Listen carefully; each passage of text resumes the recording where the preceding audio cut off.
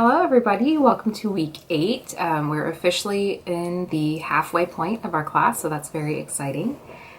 This week we are going to be focusing more on African American experiences in the early 20th century. So the first module for the week, module 14, looks at resistance to Jim Crow.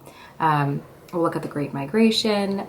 We'll examine some of the progressive era reformers that were working in the African American community, and then we'll look at leisure and culture as forms of resistance.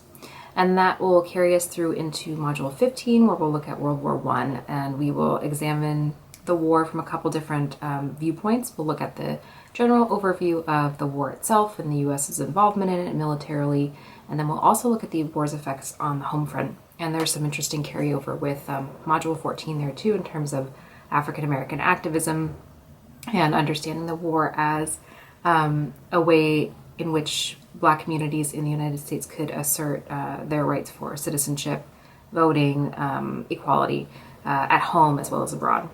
So hopefully you'll find the materials this week interesting and they interact with each other in interesting ways. As far as updates for this week, other than that, I released your grades for primary source analysis paper A over the weekend.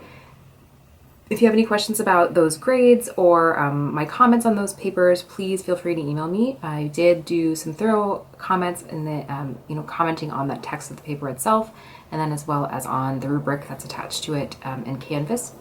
You have a second primary source analysis paper coming up. It's due on October 18th. It's basically the same exact format as before. The only key difference is in primary source analysis paper B, you are required to also utilize a secondary source from the syllabus. And I have a list of those sources on the prompt on Canvas.